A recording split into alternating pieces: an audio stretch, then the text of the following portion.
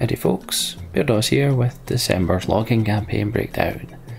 As is tradition, I'll run you through what this month's logging campaign has to offer, how much it got you, and give you my opinions on each item. I'll also advise at the end on whether there's anything that should definitely be picked up, or whether money picks are your best bet, as well as what I'll be spending my points on. Before we get into it, there's one thing I need to point out this month. Everything is half price. So the most you'll spend on an item is 750 points. So if there's any of the bigger items you've been put off buying until now, now's the time to get them. So let's get on with it. For 5 points, it's the usual host of Beastmen's and Kindred Seals, and Kindreds, High Kindreds and Sacred Kindred Crests. Necessary for a battlefield entry, which is mainly for REM chapters, to upgrade Artifact, Relic and Empyrean armor these days, and some for level cap quests, but not a whole lot aside from that. There's the usual Cordial Invite, Martial Ball Invite, Training Grounds Key, Mercenary Camp Entry Slip, Flask of Pest Repellent, and Athena Orb, each of which grants you access to a one-off battle purely for fun and or completionist sakes. There's also the usual costume items too, in the form of the Cracked Nut, and it's 4 items down, Pungent Powder. Seriously, I'm going to end up with a twitch. And rounding out the 5-point category, the same final 3 items we've had for the last few months, the Seasoning Stone, the Fossilised Fang and the Fossilised Bone, which are used for the 95 cap fight but nothing else. Now onto the 50-point category. Now deep rooted in the second category, since it's not quite the 100-point category, we have skirmish entry items of both the normal and alluvion variety. The Mog Coupon IS1 can be turned into any tier 1 Faithfuls piece, or a tier 1 zone head. And there's also the Odemon items too. The Ibisu Fishing Rod Quest Bait also seems rooted in this category, this being the Drill Calamari and Dwarf Poogle. A quick interruption to report, we're finally done with salvage sets! Yes, that's right, no more salvage sets, thank Jeebus for that. I was actually getting worried they were going to just re-rotate. That would not have been cool. And completing your 50-point category, we have more trusts. So let's get into this.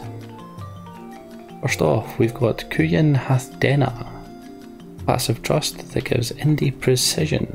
It comes in at 25 accuracy and ranged accuracy at level 99. It stacks with actual indie precision, so if you need a lot of accuracy, it could be useful. Next up is a Benzio, a friendly Gubu. Awesome sounding, but not really that great a DD. Cool to look at though. Grushadin is a tank that uses an Algol. If you're familiar with the weapon, it has triple attack on it, and it also has in fire. This makes him awesome at low levels because it does stupid damage at low levels. It just doesn't seem to change in any way. It's just this is the value you get regardless of your level. So it's really handy. Le Langavo from Adeline is a monk. Nothing special here, but monks are actually somewhat rare as trusts, so might be worth picking up. Now the first really useful one, Mayakov. He's a dancer who uses steps, so instantly that makes him part of the Prime Dynamis Trust party. He's also surprisingly good weapon skill damage wise, so good for leveling parties too, especially low levels. And the use of Sambas might mean you no longer have the necessity of a white mage, which is also helpful. Brigid is another passive trust. This is Young Brigid. This one gives almost 10% defense bonus and some magic defense bonus too. Meldarion. It's one of my personal favourites, but it doesn't have anything to do with use or ability. I just like how she looks. It does have an annoying knack of AoEing at the worst of times though. That common when leveling, that she'd be pulling multiple in when really we didn't have the HP or MP for it. Ah, Rongelots. Bit of a meh DPS. Moving on. Robel Akbel is a mage with a twist. Uses single tier nukes normally, but will actually use Jaha spells if an enemy's weakness is attacked with a skill chain. That's pretty interesting. You might be thinking, well, how does his MP deal with all of that? Does have a weapon skill that restores MP, but that should help a little with MP management. Probably not a whole lot, but it does still help. Another enemy type that we get as a trust, Illigor, is a course who happens to have a massive MP pool. Can also cast Comet if that's your thing. Also, unlike what you'd expect, he can be cured even though he's undead. Another one of my favourites now, but this one is actually useful. Theodore. Until this video I actually didn't know he was unaffected by haste, so that's an interesting quirk. But he does have a dark aura move that he uses that's pretty cool. It's also fairly fast attacking regardless, so haste isn't really necessary. Awesome thing he does have though is additional effects silence, which is a godsend at low levels, especially against copies in the dunes. And just anything else mage type. And finally we have the interesting tiger-esque character Tarsun. I've never been quite sure how to pronounce that name. Only really interesting thing other than the character model is if an enemy is out of range, use a magic damage attack. So useful in some fights. Yeah, still not that keen on him though. And that wraps up your 50-point category. So on to the 150-point category. And this month we have 9 items. And they're all mounts. Cue mount montage. We have the tiger.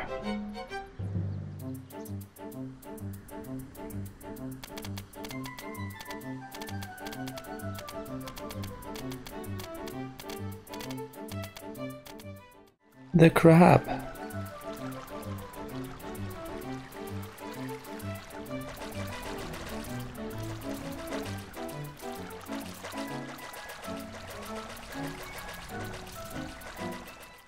The bomb.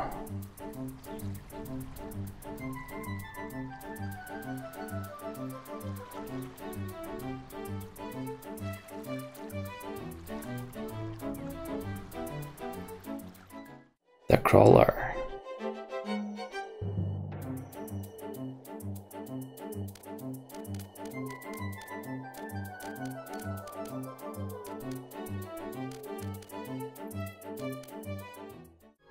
The beetle.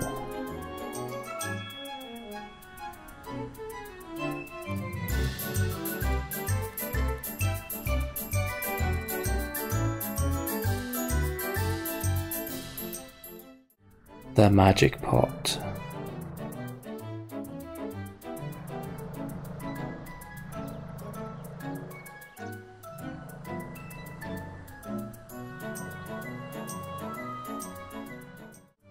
The Tulfair.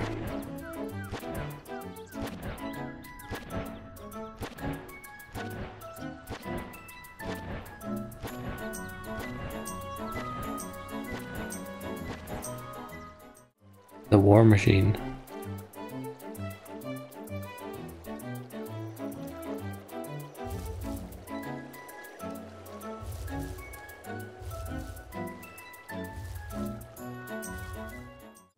And the Zomet.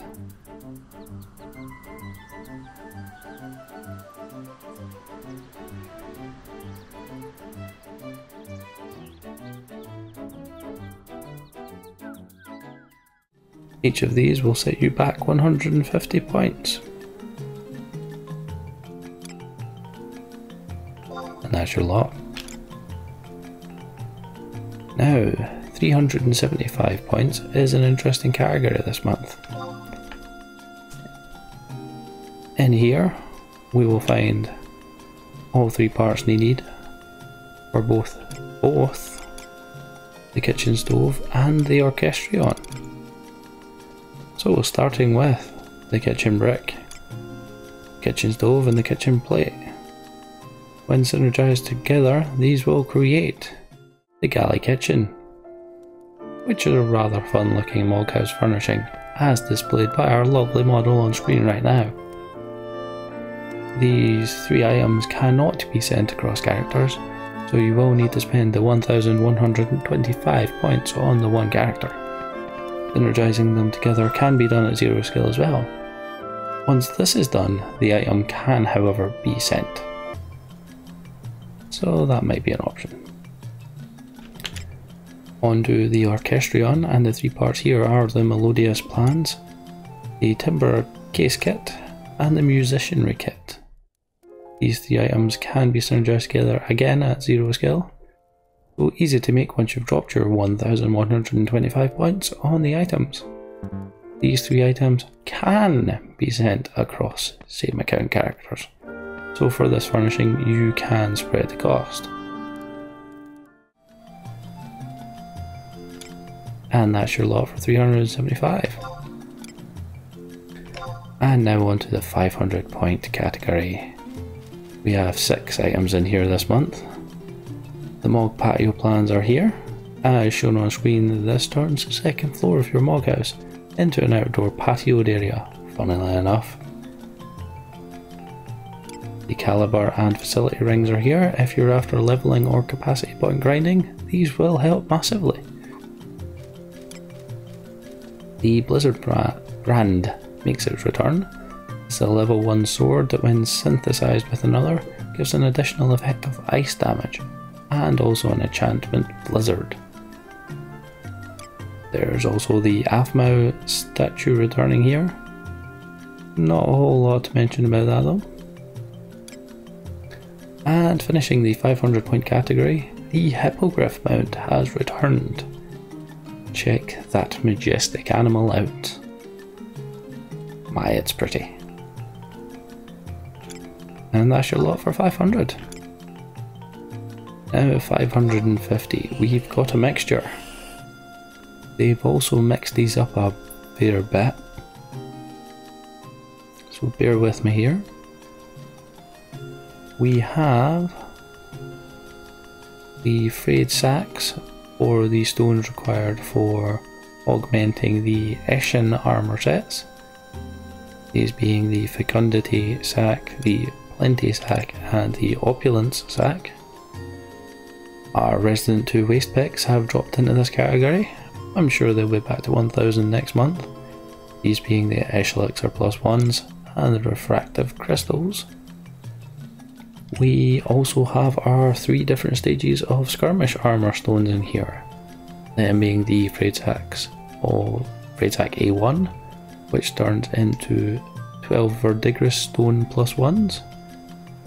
The M1, which turns into 12 Ghastly stone +1s.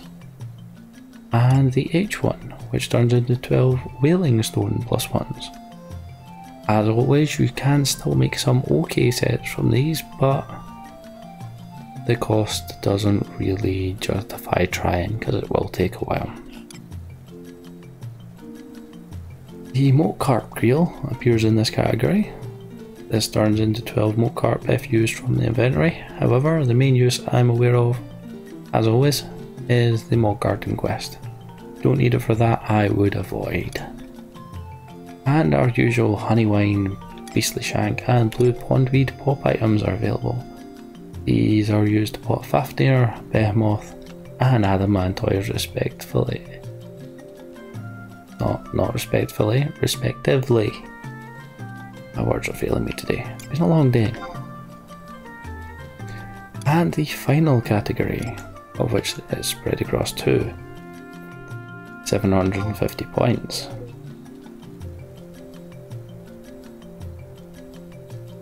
This sees the usual H&M pops for the final category, Savoury Shanks for King Behemoth, Sweet Tea for Nidhogg, and Red Pondweed for Aspidoshalon.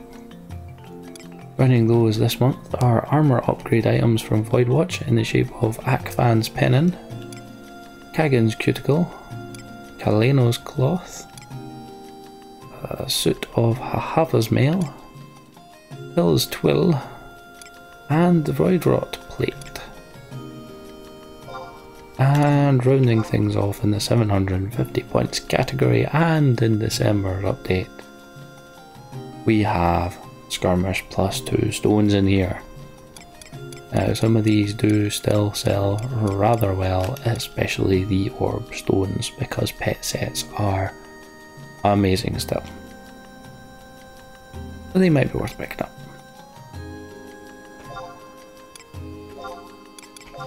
And there you have it. That is your lot for this month.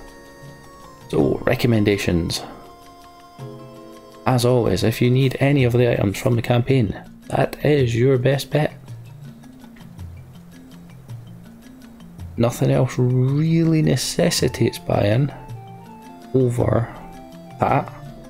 But if you don't have the trust, these are always good to grab. And like I mentioned, Mayakov is part of the Prime Dynamis setup, so it's always good to have him if you're interested in farming that. Also, if you missed any of the mounts, they'd be worthwhile too in my opinion, but I am a collector, maybe even a hoarder at some times, so you know. The only other thing worth mentioning is if you've been putting off getting the Galley Kitchen or the Orchestrion, now is definitely the month to get one or both, since you can actually get both for the normal price of one. If you don't need anything, and money is your wish, the Skirmish plus 2 stones will still make a lot of money, as well as the armour upgrade items in the 750 points category. Something worth checking before you spend your points, as the market will flood the FF11AH.com site. Very handy for this. My points this month are likely to go on the upgrade items or Skirmish plus 2 stones, not for selling but for actually upgrading things. That's also where Jimmy Bonsai's points will be getting spent, however if it is upgrade items they'll be getting sold on him. What about you guys? What are you likely to spend your points on? Let me know in the comments.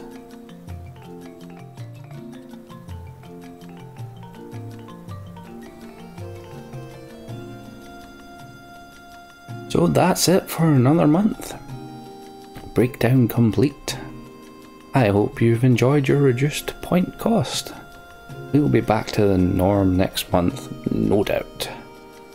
As always, I hope this video helped you out. If it did, don't forget to click the like button. Subscribe for more Final Fantasy XI content. I do these breakdowns every month, as well as a Let's Play series with my Jimmy Bonsai character every Wednesday, Saturday and Sunday. For now though, I've been Bairdos. Thanks for watching, take it easy, adios.